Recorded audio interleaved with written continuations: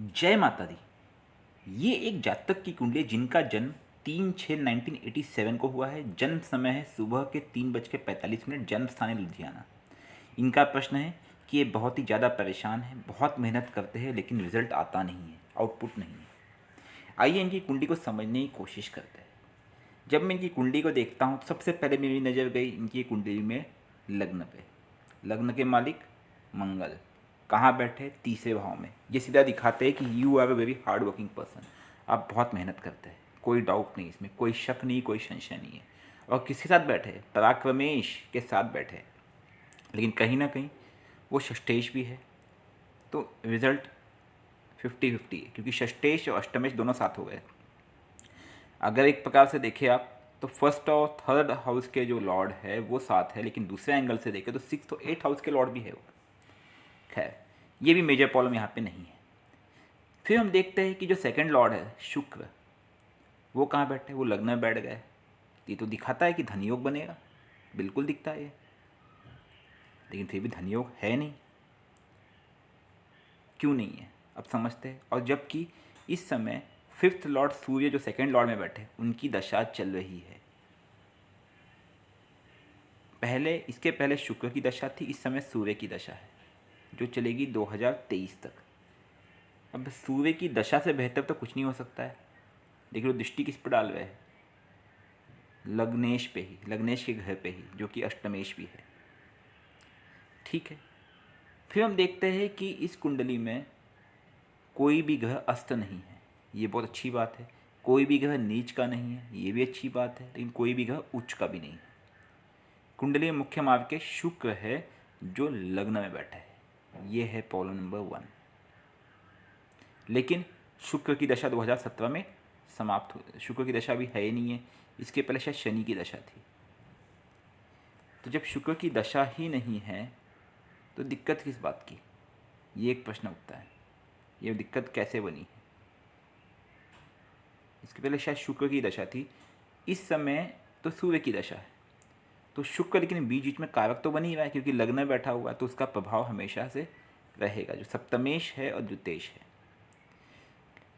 लेकिन जब ये सब कुंडली पूरी विस्तार से हमने देखी, फिर हमने देखा कि बृहस्पति और राहु द्वादश भाव में बैठे हुए। बृहस्पति इस कुंडली में भाग्य के कारक भी है, तो भाग्य इनका साथ नहीं दे रहा है, वो भी मैं मानता हूँ बिल्कुल। एक्सेप्ट दिस दोष, एक्सेप्ट यह एक दोष, मुझे कोई दोष नज़र नहीं आया। फिर हमें लगा कि अब इनके नक्षत्रों को देखने की बारी है। जब इस कुंडली में हमने नक्षत्रों पे विश्लेषण किया तो हमने पाया इनका चंद्र जो है वो अश्लेषा नक्षत्र चौथे पद से बिलोंग करता है, सूर्य का चंद्र का नक्षत्र। और चंद्र अश्लेषा नक्षत्र मतलब कहीं ना कहीं ये दिक्कत बनाता है भविष्य में। आपके सभी प्रॉब्लम में, सभी जीवन के सभी समस्त चीज़ों में ये बाधा डालता है।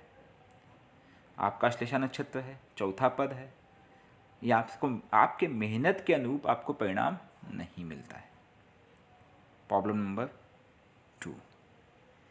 तीसरी चीज़ हम बोले तो इस समय आपकी सूर्य की महादशा है, बुध की अंतर्दशा है, तो ये भी चल जाएगा, मुझे कोई दिक्कत नहीं लगता है। अब बात करते हैं अश्लेषा नक्षत्र। संभवतः आपकी अश्लेषा नक्षत्र की पूजा बचपन में या विवाह के पहले नहीं किया गया होगा, तो अगर संभव है तो इसकी विधि विधान से आप पूजा करवाइए। लेकिन उम्मीद कम है, इस समय उसका इफेक्ट उतना होता नहीं है, क्योंकि इस समय अगर पूजा करवाई भी जाती तो कम से कम 3 से 4 बार पूजा करवानी पड़ी, तब जाके कुछ राहत मिलती। तो आप वो करवा सकते हैं तो बेटर है, नहीं तो आप शिव पूजा डेली कीजिए, डेली शिव मंदिर जाइए। भोलेनाथ से बढ़ के या उनसे बेटर कोई नहीं है, इस बात को आप मान के चलिए। 5 मुखी रुद्राक्ष धारण कीजिए, क्योंकि वो भाग्य के कारक भी है। और अगर आप घर के दूर निकल के काम करते हैं तो आपके लिए बेहतर होगा। सोमवार का उपवास एडवाइजेबल है। और साथ ही साथ क्योंकि चंद्र अश्लेषा नक्षत्र में है तो आप पूर्णिमा का उपवास भी करें, और हर पूर्णिमा को दूध से रुद्राभिषेक करें। मंत्र है ओम नमः शिवाय। डेली आप सूर्य के मंत्र का जाप करें। सूर्य का मंत्र है ओम अंगारकाय नमः, और चंद्र का मंत्र ओम सोम सोमाय नमः। इन दोनों मंत्रों का जाप आप डेली करें, या फिर चंद्र की जगह आप ओम नमः शिवाय का मंत्र का जाप भी कर सकते हैं। शिव पूजा और इनके मंत्रों का जाप, इससे बेहतर कुछ नज़र नहीं आता मुझे इस कुंडली में। कुंडली में विशेष दोष नहीं है, लेकिन मेहनत का परिणाम नहीं मिलता है, ये बिल्कुल नज़र भी आ रहा है। दूसरी चीज़ ये है कि आपकी कुंडली में कोई ऐसे योग नज़र नहीं आ रहे प्रबल कि जिसमें केंद्र और त्रिकोण के मालिक की कहीं भी कोई युति बनती हो। और बृहस्पति एक है तो वो वहाँ पे राहु के साथ बैठे हुए हैं। उसके बाद सूर्य जो है वो सेकेंड हाउस में बैठे हुए हैं, अभी उनकी दशा भी है, लेकिन उनके ठीक सामने वक्री होकर शनि बैठे हुए हैं। तीसरी बात बोलूँ तो एक चीज़ और इसमें नज़र आती कि शनि की दृष्टि पड़ रही है 10वें भाव पे। वक्री शनि जब भी दृष्टि डालते हैं तो नुकसान डैमेज बहुत ज़्यादा करते हैं, और मेष लगन में शनि भी कारक नहीं होते। तो जो शनि की दृष्टि पड़ रही है तीसरे भाव पे, द्वितीय भाव पे और पंचम भाव पे, ये भी कहीं ना कहीं डैमेज कर रही है। इसीलिए मैंने कहा कि शिव पूजा और सोमवार का उपवास। ठीक है, और अगर आपके कुछ अन्य प्रश्नों के नीचे कमेंट में डाल दीजिएगा।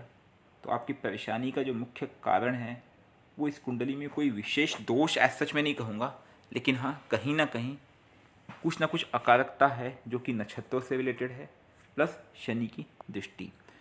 शनिवार को साथ में आप अगर शनि मंदिर जाते हैं, हर शनिवार शनि मंदिर जाइए, इससे भी आपको काफ़ी राहत मिलने की संभावना है। अच्छा, ब्लैक कलर आप अवॉइड कीजिएगा जितना हो सके, बाकी कोई भी कलर चलेगा। खाने पीने में भी आप हरा कलर, रेड कलर पहनिए, कोई दिक्कत नहीं है, वाइट भी चलेगा, लेकिन ब्लैक थोड़ा अवॉइड कीजिएगा। ठीक है, जय माता दी।